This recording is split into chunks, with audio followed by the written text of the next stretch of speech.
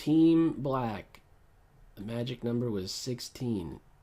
Can I go for h2 even in... Oh, the Alpin. There goes my thoughts of h2. White's looking to build a center. I was going to say, can I still go for h2 even in a blitz game? Okay, it's likely... No. I was just going to say it's likely the case that I end up with an isolated queen pawn. If White had captured on this square, I was going to capture with my pawn. Could go with the pawn or the queen, I think. So, let's do this. Do you know why I'm playing without knight c6? Can you see it? Can you see why? It's because of this. He was a bad man. These guys, these fixed pawns in the center tell us which bishops are good and which bishops are bad. And he's a bad man right here, because he gets obstructed by these. Okay, do I take or just develop? With this pawn on e5, it's of course a little bit awkward to complete kingside development.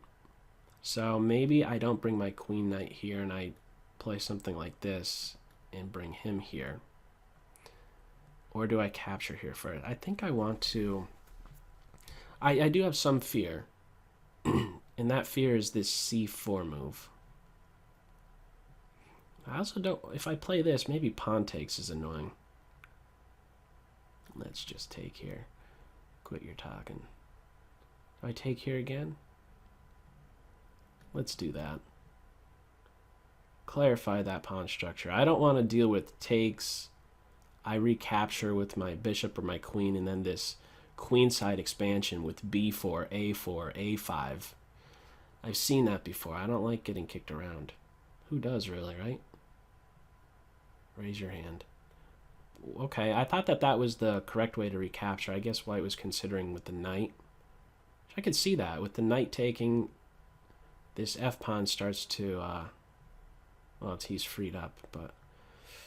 So knight, my queen knight here, although this is a good outpost as well. I'm going to go with this. This is way too natural square not to go there right away. And I wonder if I should be preventing this advance. I weaken this square, but I think it's important. And maybe one day I could play here. And that would involve clamping down on b3 and then a knight here to here move. Okay, so the queen is tethered to the defense of this pawn. Do I still play this move? Maybe I do.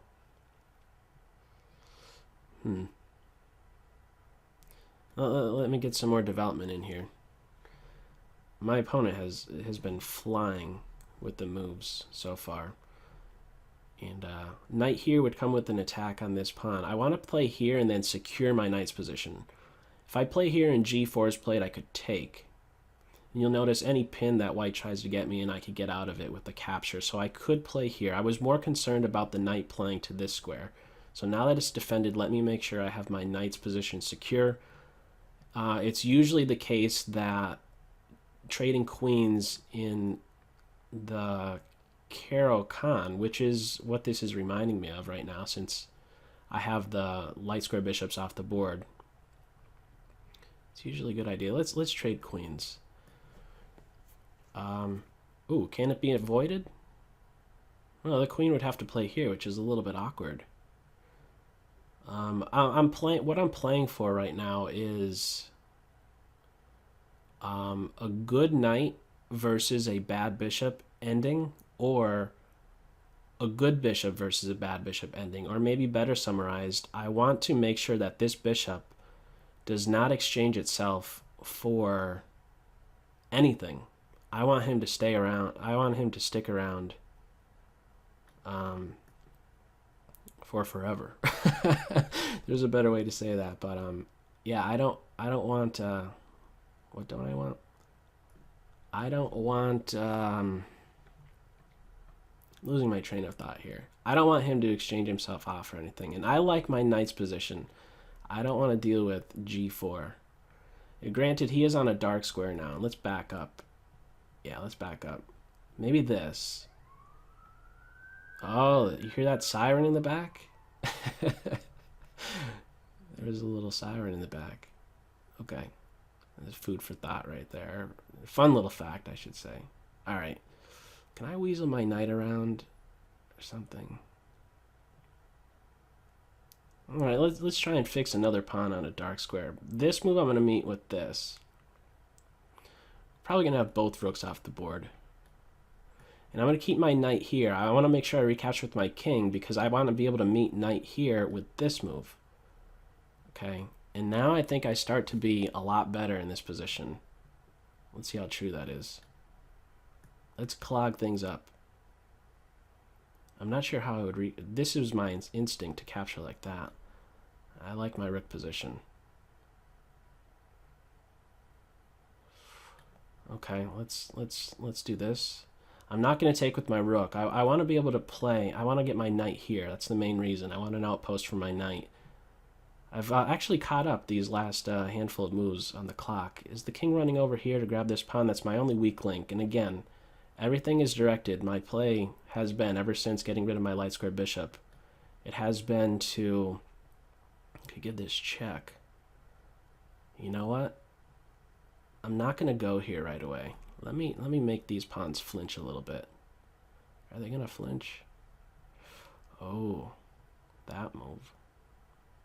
All right, we're gonna have this, aren't we? Yes, we are. All right, let's take here. Is the rook gonna take? I think I need to play my rook to f8. Maybe my king could jump over to b5. Get my king up here. I'm looking to take and then play bishop here. Let's take. Oh, he had to take like that. That's what I was setting up. That's why I played my rook here.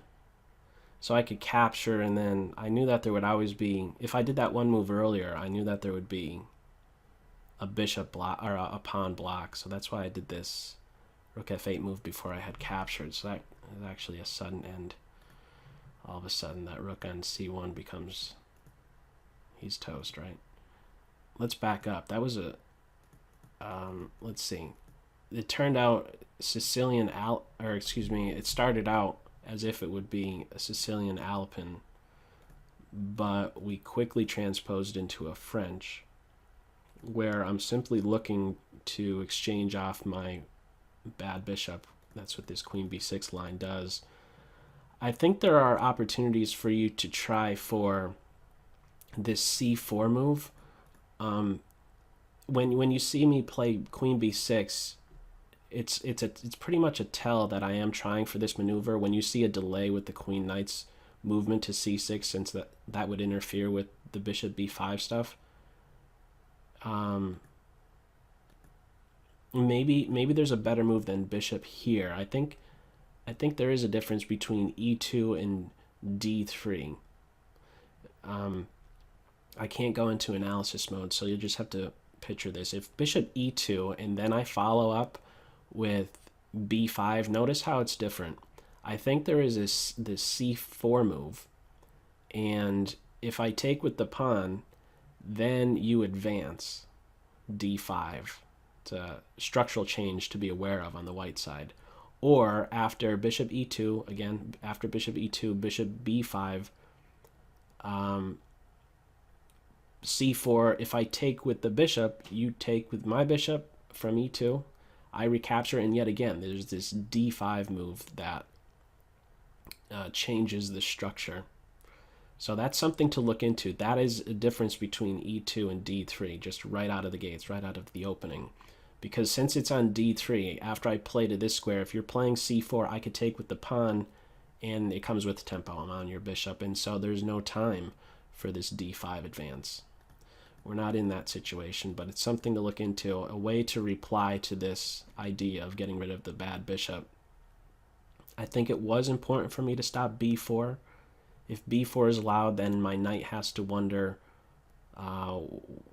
is he going to be kicked around with b5, or maybe not. I don't know. Maybe a6 was okay. If b4 is played, maybe I could just be going a single step. But I do have to be a bit cautious about the c5 square. If b4 is played, this idea of knight c3, a4, c5 can be quite annoying. This turns out to be a bit of a sensitive square, c5. It didn't turn out like that in this game, but yeah. And maybe a slight improvement, I wonder, is if instead of knight here, which seems very natural, what about bishop here? Bishop here, if I play my knight to this square, you have g4. Because you're defending d4 enough. I'd have to come back. Or maybe, you know what I would do? Yeah, if bishop b2, all I would do is h5, and it'd probably just transpose, so that's not really a big deal. So we get into this where the queens are off. And it seems pretty even. You're just trying to find a new home for the knight.